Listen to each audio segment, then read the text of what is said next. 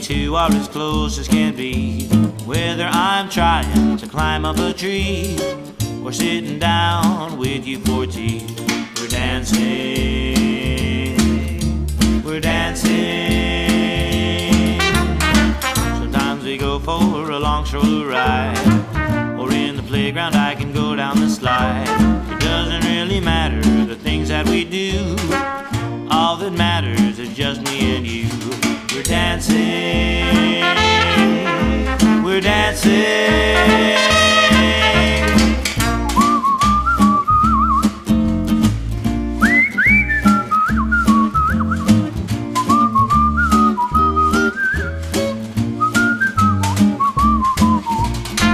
My ballerina and me, we two are as close as can be. So thanks for stopping over to come and see my ballerina,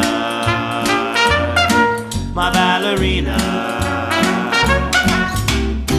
my ballerina and me.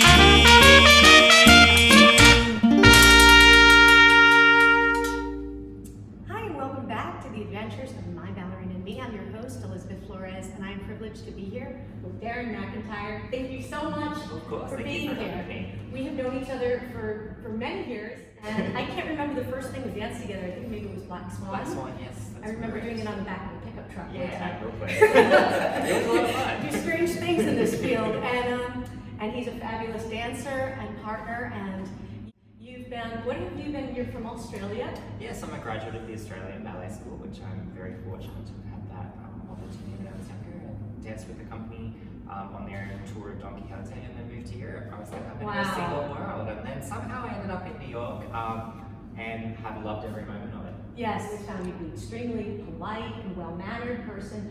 Why do you think etiquette and manners is an important part of ballet, of the ballet tradition? Well, I had a teacher that once said that she's teaching life lessons, not just ballet, and I think that without her upbringing of, you always curtsy at the beginning of class, curtsy at the end of the class, acknowledge the pianist, and the acceptance of corrections, of always saying thank you, or I didn't understand. By saying that, no, that's a very rare thing to get. I remember that when my teacher would correct me, that was something you did. I never hear that. Exactly. Sometimes people give you a dirty look, correction, like, what are you doing? Yeah. But it's true, because that's to help you. Yeah, and I think it's just, I don't want to say it's different generation, but I think that for one example that I like to bring up always is that when I was growing up, and when I was training in ballet, or especially when I was in my earlier stages of being a professional, I was in the theatre, we didn't have cell phones and social media and all these things to be like distracted by. Yeah, and not that I'm saying I don't like it, I love Facebook, Instagram, and my cell phone. But I think that that definitely the focus has shifted a little bit to be more internal, and so I think that sometimes we forget that people are there to help and acknowledge that. I think that acknowledgement is what is actually missing. Yes. What are some good tips for male dancers when you're dancing with various types of ballerinas? Some are stronger than others, some need more support from their. What are some good tips for the guys? I would say, I think that it's very important to keep an open mind that every dancer is different, not only physically and anatomically, but also with their temperaments and their musicality. And so I think that it's just very important that you try to follow the rhythm or the syncopation of the girl's timing, because that's going to help the coordination of going up into a lift rather than going into a lift. So I think that it's a partnership between two, but I think what makes a really good male partner is someone that is really attentive to the female and her needs. Well, I would say you're an A+ on that. The last time we danced together, I was 3 months pregnant with Camille. I found out in the rehearsal, well into the rehearsal process, this was the case, and I didn't know how we were going to do this. And I think I told you before, any of the cast I didn't want, and so you were really great with kind of working with, my needs changed on a daily basis, and we powered through. And I know I'm skipping around, but I want to show something that I find a lot of the girls don't quite understand is the S curve, when you're doing it. If you're doing like an attitude promenade, a lot of times I'm seeing this, and you see how beautifully he's holding himself, and you should have this position so that way when you're going around, you have that steady connection, and your centers stay matched. And then, I don't know if you find, because ballet's become kind of insane with turns now, the level of competition, it's a bit of, well, I don't know, yeah. And I was training, we didn't use turning boards, and I don't think that was part of what, we didn't have a lot of these gadgets, just kind of came and did passe balances or just worked. But the way I found to learn how to turn without getting nervous is great partners like Darren, where you do finger turns, right? So you go, and you could use maybe your father, your brother, somebody taller than you, and so when you're going at it like this, you keep, it's not the most polite finger that you're supposed to drop for the girl, but it is what it is, okay? You understand what finger that is, and the girls, you gently put your hand around it. So the more you turn, you have that kind of give, and then when you want to slow it down, you tie one tip, although people don't use as much with rosin now that we have marley floors. Exactly. But sometimes I would have rosin on my hands, exactly. And that's like, you want to be careful of that, because it kind of cranks it. It's good for lifts though. I will say sometimes if you have the bodices, especially when I was growing up, they used to always be boned. Yes. So you could really feel the partner, but the tendency these days is to not have the bone ones because they have to fit multiple casts and things. Right. And so sometimes the boy's hand does slip. So it is good for lifts, the resin. You don't go and pack it on, but no, but that's a good tip for the guys. Yeah. Just wash your hands after because everyone puts their feet in there, But it's a good point. Back in my early training, we had wooden floors. Right. It wasn't until I moved to the Australian Ballet Centre where they had like the most exquisite, studios I'd ever seen at the time. And that's when I first experienced the Mali foot. Right. A lot of in America, it's not so bad, but the floors used to be raked. So. Let's discuss what that means, because for a lot of rigged stages, we don't have that in the U.S. too much. So you want to explain exactly what a rigged stage is? It's like a ramp, but like a very subtle ramp. Like you can have a very steep rake, which would be like this, and you can have a more a less steep rake. In Australia, is the stage flat? Does it have a slight rake to it? I think it depends on a lot of the older theatres. I would say more in historical theatres, the rake is definitely present, but I think in the more modern theatres or the more, I think it's more common for them to have a flat surface. And the intention is, have you ever had the experience where you're sitting in the theater, I do all the time because I'm not very tall, and you can't see the feet. So if you rake the stage towards the audience, you can get a better view of the dancers. And I think that's why the Russian training, it's a little bit more, I don't want to say arched, but it has a different stance about it because you're fighting against that kind of slant. Yeah. And what do you do to kind of prepare for dancing on a race stage? It's been a while since I've been on one. I think I try not to think about it, to be honest. Like I just try to let by that point you're normally pretty well coached and have a few performances under your belt by the time you're performing to your fullest. But like the tours and everything, does that affect the landing much? I think it does. I find that depending which way the rake is going, I find that my weight tends to be a little bit further back. Okay. Like I tend to sit back a little bit so that when I heave myself up. But I don't really notice it so much in turns as much as I do in menages or like a menage or and I think the only reason why I notice it is because you're getting that extra height and then all of a sudden you're going down and it's like you feel that little bit of a tip. But I haven't danced on one so recently that I really would say it bothers me. Okay. But I used to like it. Yeah. I don't know if I still do. I've been spoiled in the US. I wanted to ask him recently, I know he was giving a series of men's classes. Were you teaching variations, general work on jumps, turns? What were you focusing on? The classes that I've been teaching most recently were variations classes, and it's mostly because most of the male dancers now have Nutcracker are coming in, so they like to be coached in the variation. Yes. But I do teach a lot of boys classes, and I think that what's nice about having just a class of men is it gives them an opportunity to kind of use that rivalry in a different way to relate with the girl, and And I think it's good, it pushes them, and I don't believe that ballet should just be about the turns and the tricks. I think that those turns and tricks have to mean something or have an essence of part of the overall picture. Right. But I love it. I do love it in the men's class when they challenge each other. I'm going to do 5 pirouettes, and now I'm going to do 6, and I think that is important too. But I don't think that that's the only thing that they should focus on. It needs to be a clean double is industry standard. Right. That's well put. Yeah. I haven't heard it put that way. That's very well put. So I mean, if they can do a clean double, then when it comes to the repertoire, and depending on the conductor or how much music you have, then we can add in more, and it is exciting. The audience does love it, and it's a great feeling, and choreographers love it too. But they do have to be able to do both. They have to be able to do a nice clean double as well as 12 pirouettes. I'm going to ask you a question. I know my answer to it. What is your most often given correction for male dancers? For male dancers, it's not necessarily a correction, but I would say it's I notice mostly these days that boys are not as strong in their quads, and I think that it's a fine line of being able to build the strength up to get the power for the jumps, but also for the power for the lifts.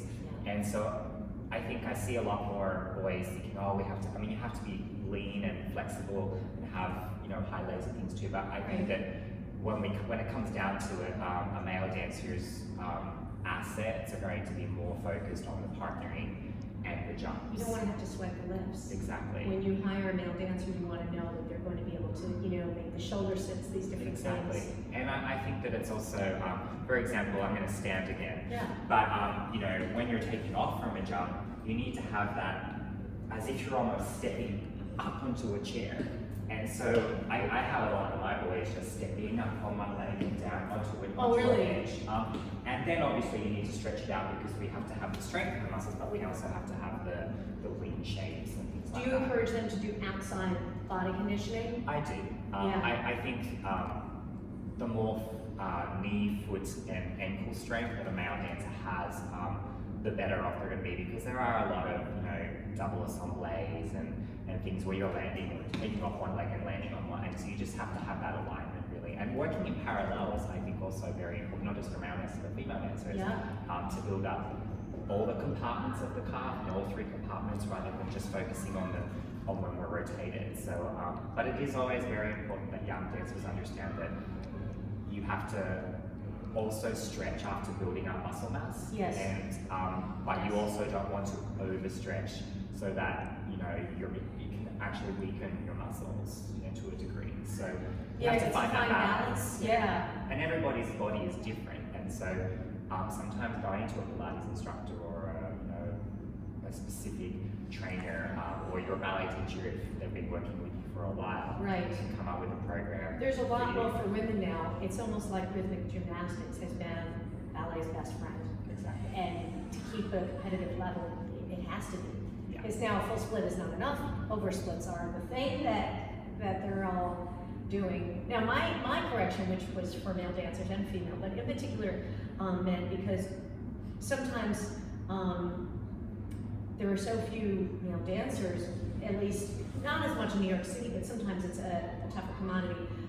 I would find that there would be a lot of marking everything, or not finishing the turns, or coming to rehearsal in combat boots and just like that, and it would really frustrate me because, that has to be part of the package that you rehearse. Exactly. I feel if you do that in rehearsal, it's just not, you don't bring the same energy. Exactly. I think the approach of what you bring to the studio is what you're going to bring to the stage, and so those habits, whether they're good habits or bad habits, some of them are good. They can go with you. Yeah, they can go with you, and I feel like focus is what you need to be able to have in both places. And so I think that it's important that a young dancer prepares themselves both physically, mentally, and everything before ballet class, not just before. I mean, some studios, especially in New York, you don't have that option to get there an hour before and warm up because you have to wait outside, or but I think it is important to, you're going to be doing a lot of Penny Allegro today, so let's go for a walk or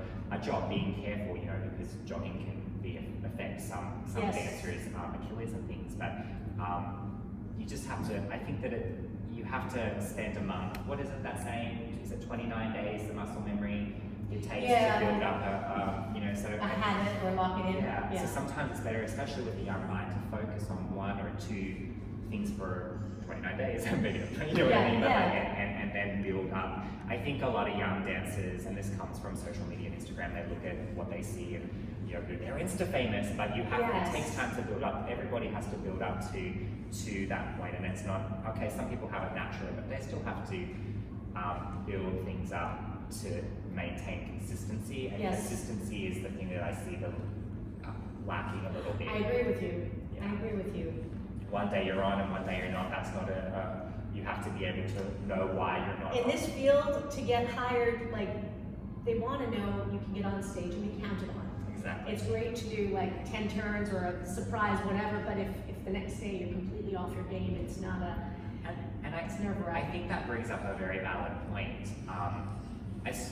I think maybe, I don't want to say it's in the US, but I've noticed that a lot of people outside the realm of dance don't necessarily understand that ballet is a profession and that it's a job. And as dancers, I think that it's very easy for us to think, we're an artist, but at some point when you bridge that gap from being a pre-professional, it becomes your job. Right. And you're going to be paid for this. And so it's the expectations should be like any other job.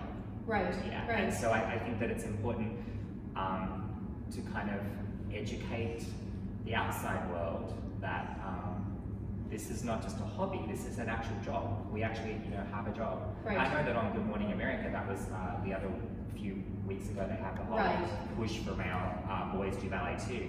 And I think that was great exposure actually, because it brought a new light to put a light on it. Yeah, that people actually do this as their job, it's not just on television. Oh, I've gotten that many times over the year. So I'm glad you brought that up, because a lot of people were like, oh, so what is your real job? And I'm like, oh yes, ballet. I've heard that, yes, So, yes. Yeah. And as you get, when you're not a teenager, it becomes, I mean, you're a very busy person. You artistic direct many companies, you staged a lot of ballets. I think you took a time where you stepped away from the stage and then you went back into it full force. I think I saw you went into it with swimming, Pilates, you kind of were kind to your body, you got back into it completely, all professional paths. I did a full circle. Yeah. I retired twice. And we're still at it. No, but it's, I don't know about you, but I don't feel happy when I'm not like doing it. And not a light kind of, but That's really exactly doing right. it. It just doesn't, I don't feel complete. Yeah. And Even I when things hurt. think maybe that's the perception of why people think it's not a job, because the people that really make it and excel in the industry to the top are those that love it. It's a lifestyle, so it's part of you. And so that passion is not necessarily found in every dancer, but I think it still is a job. We're just very lucky to do what we And love. like any job, you don't always feel like doing bar. You don't always feel like doing your balances, doing your core work, whatever you have to do to maintain your level. Yes. But it has to be done, or it won't be there. And I struggle with my students with, this hurts. Welcome to the club. It's just like a broken string on a violin. This is our instrument, and we have to, you have to keep it in nurture tune. Keep it in tune. Yeah. Keep it strong. Well, thanks for those tips. No worries. We'll see you next time. Yep. So guys, we met Olga, I think 2 years ago, when I was teaching at Stuyvesant High School. Your teacher, and she's from Company Ballet School, and her lovely teacher put us in touch. And so we're really grateful to have you guys and present this for our homeschool class. Your first variation is from Don Quixote. And this is the variation of, what's the character's name? Petrie. Okay, so it's a beautiful costume. So she's gonna start from the music ready. All right, take it away, Olga, give her a hand.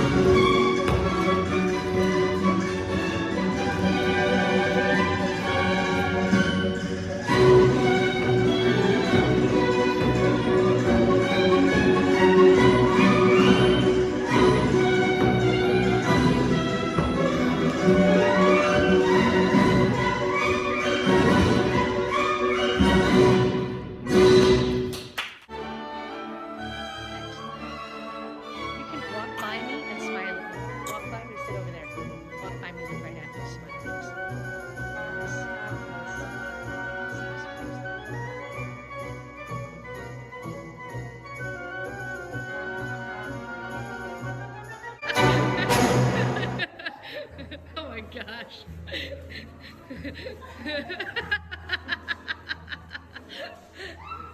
All right.